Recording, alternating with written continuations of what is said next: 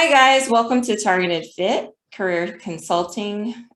Today we have Kalie from the YouTube channel Expats Everywhere that helps and informs expats with moving and living outside their home country. And today we're going to talk to Katie about her experiences living and working abroad. So welcome to the channel, Kalie. Hi, thanks for having me.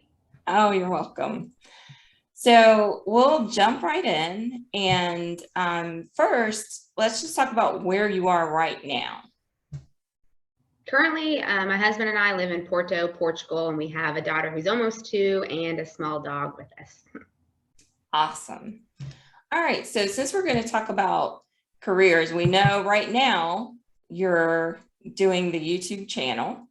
And what else are you doing? So we have a company called Expats Everywhere, and the main thing is content creation, media content creation, which is the YouTube channel. But then we also help people, especially in Portugal. We have like a course for visas. We do lots of different affiliations where we help people with real estate and stuff like that. So that has kind of evolved a bit since we live in Portugal. It's a little easier because we're on the ground here. And so we do those things, but then it's expats everywhere. So we are also helping people anywhere that they want to move to. And we're interviewing others, like we will have you on our channel soon about different places, just being an expat in different countries. So right now, that's the main thing I do. I do also have a small part-time job that I started in 2019, actually, when my husband and I were living in Singapore. We used to be teachers and we taught at an American school, American International School there. And while doing that, towards the end of it, I started a bit of a part-time job, which was remote. And this is before COVID too. It was remote and I just had to hit certain quotas for the month. So I could work whenever I wanted to. So it was really flexible. I still have that job because of the flexibility that it gives me, but probably at the beginning of the new year, the company's being bought out and I can choose to stay or leave. And I'll probably go ahead and step back from that just because things are going really well with Expats Everywhere. We want to continue to grow it, but having a baby and that takes a little of my time away from Expats Everywhere. So this will give me a chance to really help grow Expats Everywhere because my husband, he's full-time with Expats Everywhere. Well, you know, me and my husband love Expats Everywhere. So I'm very excited for you to continue to grow it. Thank you. Oh, you're welcome. All right. So let's kind of go back in time and talk about, at the beginning of your career.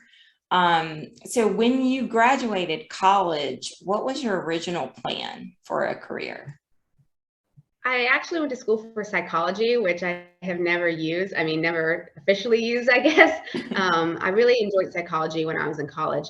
And the plan when I was a sophomore, junior, I was looking into continuing education and going into marriage and family counseling. I really liked the counseling aspect of it. So I was kind of on that route with the classes I was taking. And then I met my husband when I was a senior, kind of the beginning of my senior year, and he had already graduated and he was talking about going abroad. And my family traveled a lot, just with my dad's job, both nationally and internationally. So I really love to travel. And I actually wanted to do a study abroad when I was in college, but I never would have gone by myself. I wasn't like one of those where I would do it by myself, but if I could find someone, I would go with someone, but I couldn't find anyone. A lot of my friends were actually in education and that route leaves no like semester time to actually go abroad.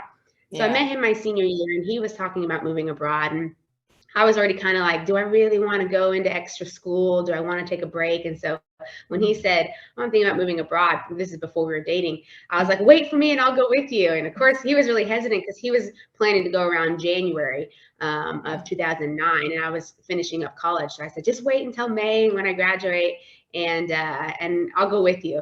So he actually did wait and that's kind of how we went abroad. So initially I was going to just be in psychology and go that route, but I never actually ended up using that.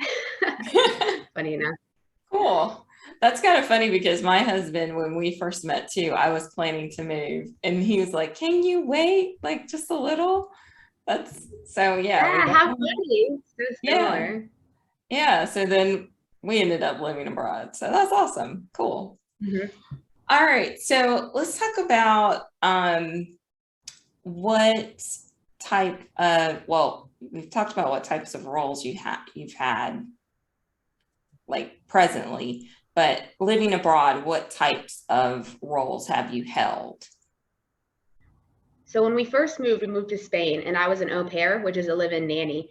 So at the time, my husband and I were still dating, and he went the education route. So he actually was getting his master's in multicultural and bilingual education.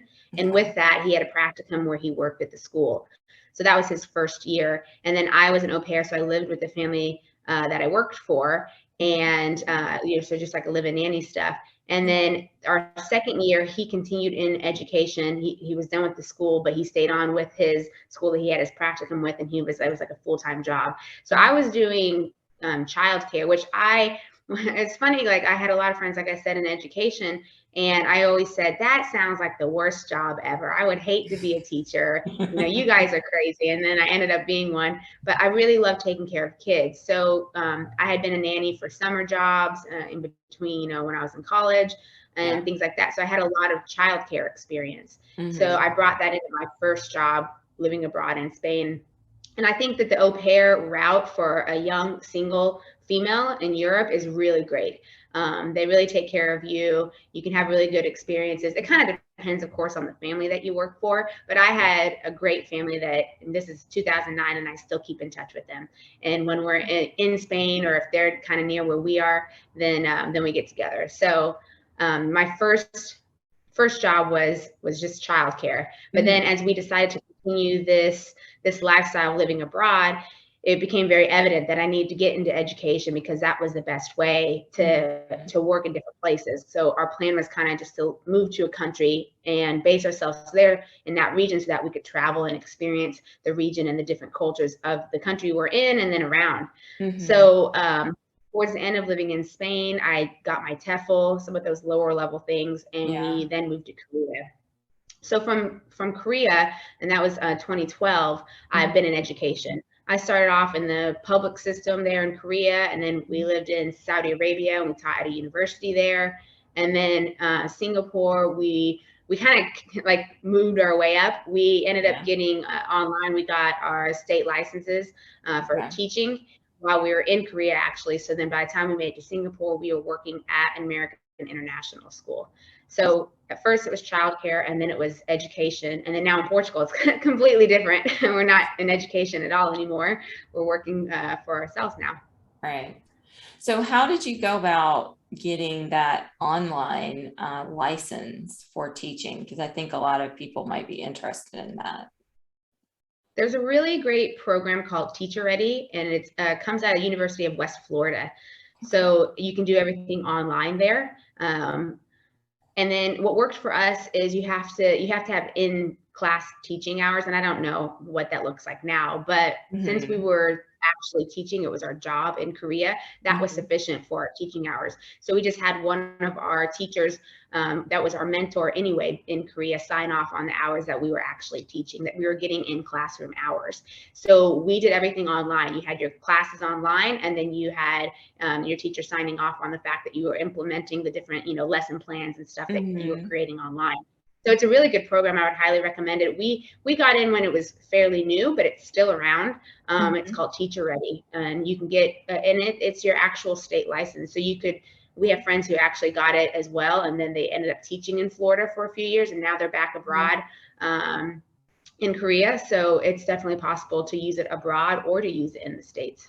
Oh, that's really awesome. Because I think, because you never know when you may have to go back home for a while. So that's really good to know.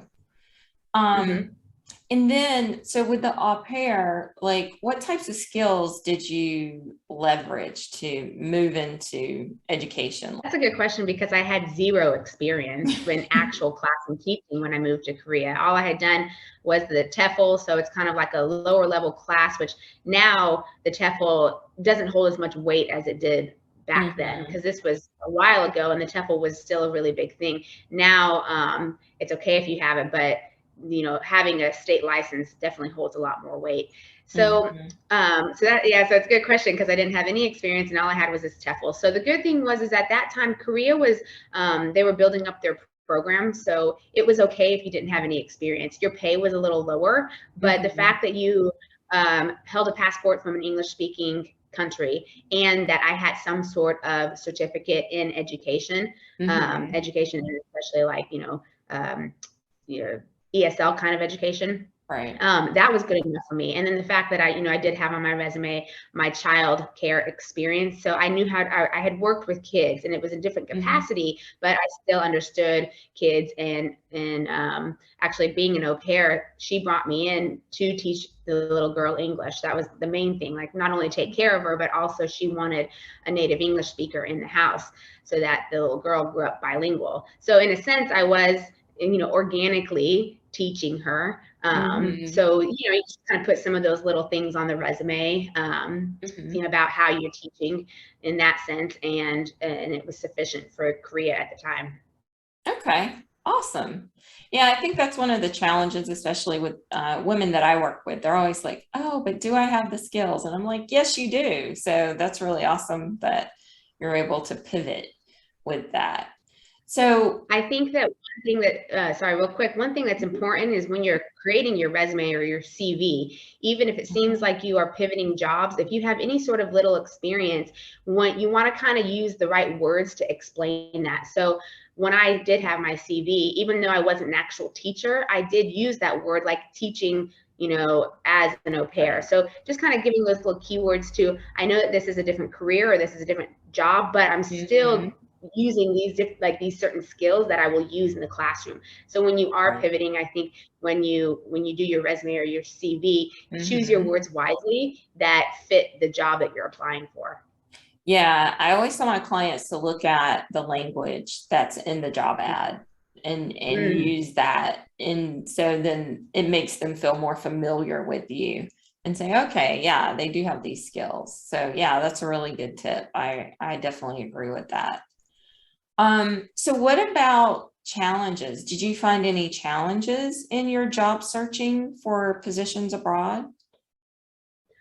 I think there's always challenges because of availability and for example, when we were looking to move to Asia, when we lived in Spain, we were looking at Korea, Japan, and Malaysia. And really, because I had a lack of experience, Korea was the only one that was going to work at the time. So it kind of narrowed it down for us. We were okay with that because we were fine with that being an option. But I think a challenge could be is if you're looking for a specific country and you don't hit those requirements, it can be a bit of a bummer. So you kind of just have to be flexible in where you might want to go, especially even like cities that you might want to go to, because of job availability, your experience. So challenges can just be finding the right thing that fits you and getting the job. Yeah.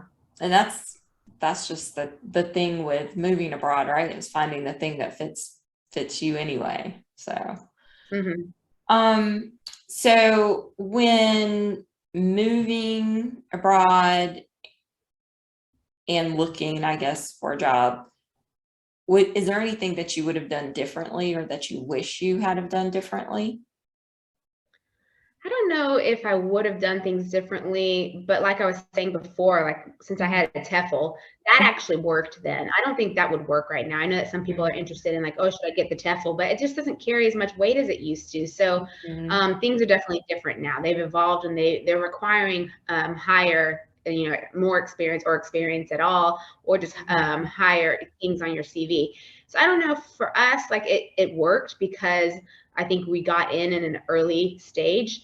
So I don't know if we would have done things differently. I would say if I was doing it now, then things would be different for sure. Back then, there were a lot of really good free websites that people could, schools could post their jobs on. Nowadays, you get a lot of the lower level jobs that are on there.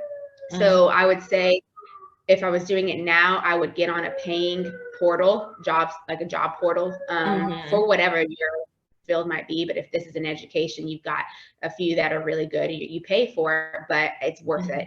Finding a headhunter, finding someone to help like with a job recruiter, I think at this stage, because it's becoming more common and things jobs are in higher demand, you're going to find a better job and probably be happier if you get that extra assistance. So I think that that paying would be worth it. So I don't think the way that we did it was pretty good for the time, but I would do things differently now like that. I'd pay for help, assistance. Yeah, I think that's a good idea because you're right. Things are very saturated, and especially with a lot of the changes that are going on with like China and all of that, it's becoming a little bit more difficult to teach. So, Mhm. um, so thinking about, since you work remotely now, and thinking about how you worked before, in the classroom, going into a workplace, what type of adjustments did you have to make in your day-to-day routine when you switched over to working remotely? I would say that it's not for everyone, being able to have the flexibility of time. I think my husband, he definitely needs a lot more structure. Like, I need to Mhm. get up at this time and start doing this. Some people I know don't like working at home. They need to go into the office, or they need to go somewhere like a cafe or like a co-working space. For me, I'm okay with it. I like the flexibility. I love the fact that I can sleep in. And I mean, now I have a kid that's a little different, but like when we were done with the teaching in Singapore, and I could just sleep in till whenever, it was fine. Mhm. I did still need a little structure, and I am a big list maker. So I would say I had to make lists to stay organized so that I knew what I Mhm. was doing. So I think that was a little bit of an adjustment. And Mhm. now I think a challenge too is because we do have a toddler who's Right. not in school yet. We're going to explore that next year. But I have to be very organized with my time because I can only work when she's sleeping. So she takes one nap in the afternoon and then at night. So I have to make sure that I am self-motivated to be working during those times and not getting Mhm. distracted by other things in order to move expats everywhere forward, and to also make sure that I'm hitting my quotas that I need to for my other job. Mhm. Mhm. So I think that for me, I really like working remotely. I can't imagine having to go back, to a job where I have to be there at a certain hour, especially if it's morning, like too early, because I'm not a morning Mhm. person. So I can't imagine that. I really, really like the flexibility, but it's not for everybody, that's for sure. Yeah, I totally agree with you, that whole morning thing. Like, when I was in college, I dropped like the 8 o'clock class twice, like my first semester. Like, me and my roommate both were like, yeah, we can't do this. So being at work at 8 o'clock is like a horrible thing. So I I know. totally I did agree. the same thing. Like, I would choose classes by their times, because as you Mhm. get into the later ones and you can choose in your field, it's like, well, I'd like to do that one, but it's too early for me. I'll never make it. Exactly. Exactly. I think that's why I had to do one like summer class because of that. I was like, yeah, summer's better. So, That's funny. yeah. So, let's talk about being a new mom. So, what type Mhm. of challenges have you found, moving abroad as a new mom? Well, it's funny because before we had a baby, people would say, "Oh, do this while you're young, before you have kids, because once you have kids, you can't do this." And we were always like, "Yes, we can. We have so many Mm-hmm. friends who do it." And the children are quite adaptable, right? So they'll adapt Mm-hmm. to the lifestyle that you provide for them. So I always thought that was kind of funny because we would be like, "No, we're going to continue to do this because this is the lifestyle that we enjoy, we want to live, and nothing's wrong with it." There, a child can have a good education in plenty of different countries, and you be safe and everything. Um, so that was always something that was pretty funny. Of course, a challenge is when you move to a new place with a kid, you don't have a support system right away, right? You normally, like, you don't have family members that are nearby. You don't know anyone or many people. So Mm-hmm. at this point, it's like trying to find someone you trust to be a babysitter or something. So I think a challenge is you don't have that break, I guess. At this point, Mm-hmm. what Josh and I do is the breaks that we take will be one of us will be with her, and the other, we have girls' night and guys' night, and those different things that are good for us. Yeah. But it's hard, I guess, that challenges with the support system. Now we've been here long enough that we have a good community. Not everyone has kids though, but they're great with kids. Mm-hmm. So when we go out, it's normal for her to be running around, and others hanging out with her as well. But Yeah. I think a challenge that you got to get through is when you move to a new place. It's going to be difficult at first because you don't have any extra help that maybe you'd have if you were living near a family or friends that you've had for a really long time. Mm-hmm. You don't have those automatic aunts and uncles who are willing to take her. So, yeah. Right. But she's so cute. I'm sure everyone wants to hang out with her now. So Yeah, but then, of course, you're like, you want to get to know people well enough before you're comfortable, like allowing that, right? So true. And that's another thing, because you have to be really careful with that. So I can imagine that that's a challenge as well. So. Now, what I would say, what's really nice is in Portugal, it's a culture where they love kids, any age. I mean, even you'll have a 20-year-old single male, or he's by himself walking by, and you're pushing the stroller, and he gives a little wave, and I feel like in the States, especially younger guys are just like, oh, babies, but I think they're so used to being around them with their family members, maybe their siblings, that they're just like, it's normal for them to give a little wave, or the older people just love walking by and touching her hair and talking to her and stuff. So it's a very child-friendly culture here, which is really nice. And that actually surprised me. It's made a few things a little easier, because if I have Sia, then like the grocery store, I get bumped to the front of the line, or and I don't always take advantage of that, because if she's chill and okay, then I don't mind waiting in line. But you know how it is, if she's fussy and I need to get out of there, it's just nice that people in line acknowledge that, not just the workers. So they say, go to the front, or so that's been a nice surprise, how accommodating they've been with having a kid. Yeah, I think that's one of the nice things of, leaving the US and experience different cultures. You really get to see how people, experience, family, and then what's important. Like here in Taiwan, it's the same, like with kids and old people. Like the respect that old people get here is like, they can pretty much do anything. Like they can say or do anything, and it's like, okay. Okay, yeah. That's how it was when we lived in Korea as well. It's the Asian culture that's really big, which is different in the West, right? Right, exactly. So, well, that's cool. What about like work-life balance? So how would you compare or say it's different as far as like, living abroad in, different countries in comparison to the West? I think that a lot of people want to move out of the US because it's work, work, work, go, go, go. I know people all ages actually, but a lot of families who are like, I've been working so much, I feel like I don't even get to spend time with my kids. My kids are 10, 11, 12 now, and I just don't get to have that good quality time, because in the US, a lot of it is you work a lot, and then you get your 2-week vacation, and you have a great vacation, but then you're back to work again. So I just think that the balance in the US is really tough, and that's why a lot of people are looking to move abroad, because other countries and other cultures have a better idea of what that work-life balance is, so that you're just happier, So I think that, and it depends on what country you're in and what job you're in. And of course, if you're working remote, just managing your time so that you can have a really good work-life balance. Like we have some friends who live in Portugal, but they still work for US-based companies. And one of them is out on the West. So just like you, he is up really late because he has to be available during those hours. So it's tough. I think during the week, it's okay.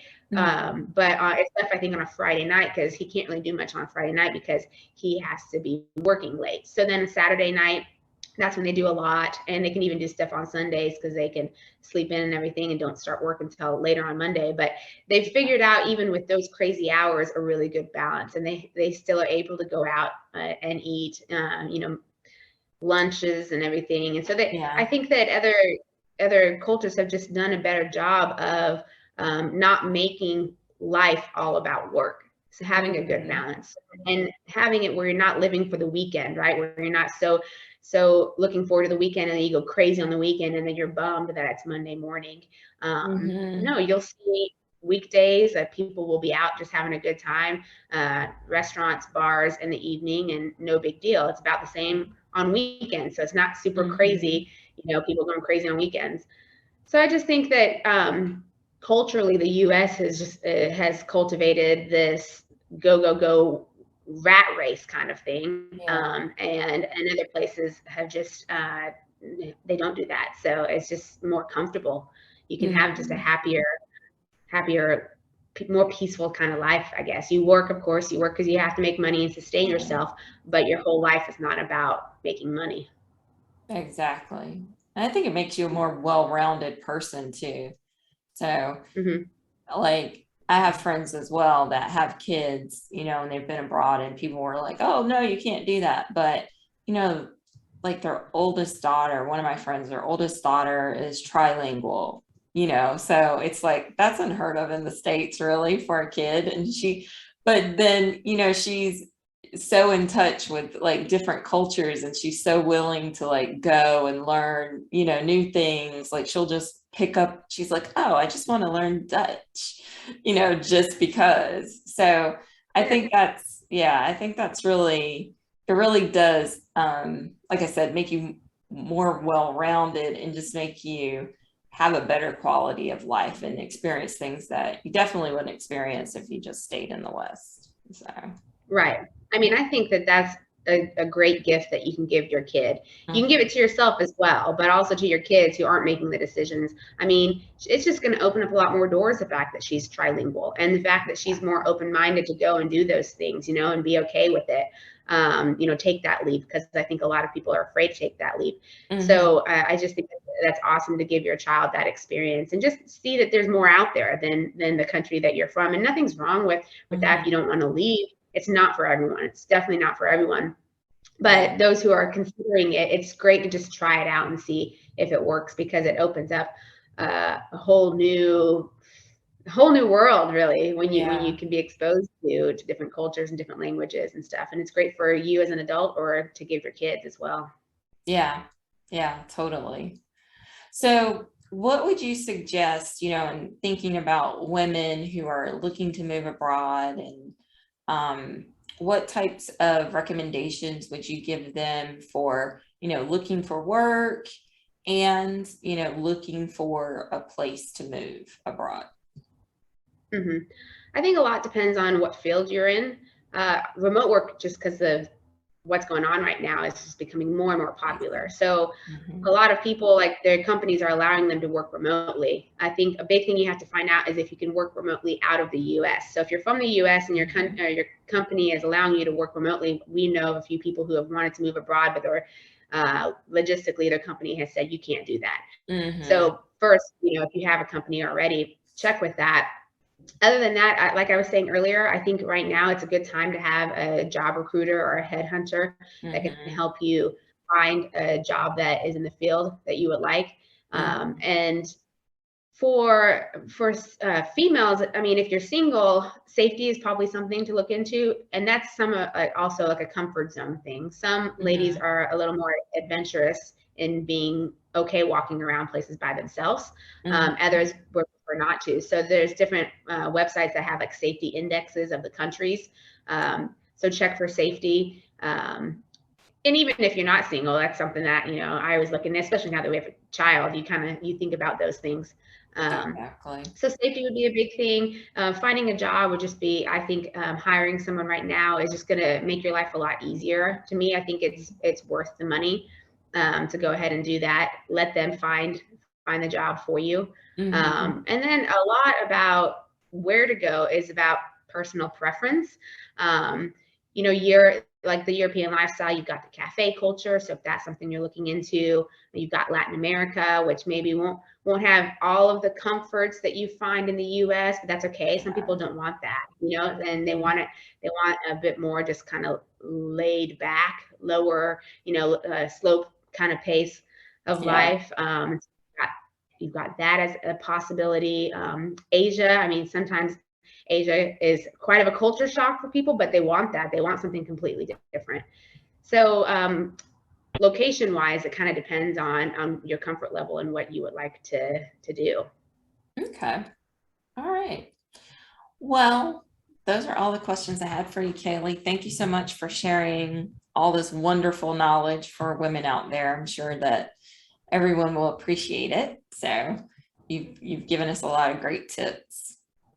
Yeah, thanks for having me. And I guess one of the biggest things I would say is if you're considering doing it, just do it. It's not for everyone, but you don't want to look back and say, I should have done it when, I had this opportunity. So if you have the opportunity or you feel like it's good timing for you, and even maybe if it's not great timing, because some people wait too long, they say, I'm waiting for the right time and it never happens. Right. So it's definitely doable now. And whether you're a single woman, a mom, you have a family, or just a couple, like it's definitely doable, and wherever you land, you can find that community that you're looking for. Yep, I completely agree. So sometimes I say you just have to think, okay, I'm just going to jump off this cliff. You need a plan, but you need to jump off the cliff at the same time. So yeah, and then you'll see that it's a really great experience when living abroad. So and if you do it and you don't like it, you can always go back to your home country. I mean, nothing's wrong with that. So yeah, just at least trying it is worth it. or you can go to another country. Like some people go to some places and they're like, no, I think that other one's better for me, and it turns out that it really is. So yeah. I agree. Very true. Yeah.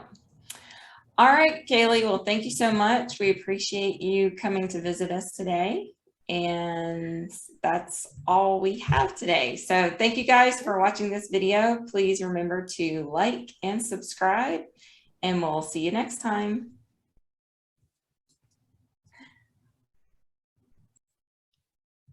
Hi guys, thanks so much for watching my video. Please be sure to like and subscribe. Don't forget to comment and let me know what other topics you'd like to see on the channel. Also, take a look here at my website at targetedfit.com. I work specifically with women, helping them to craft a unique career fitting their definition of success and happiness while working remotely and abroad.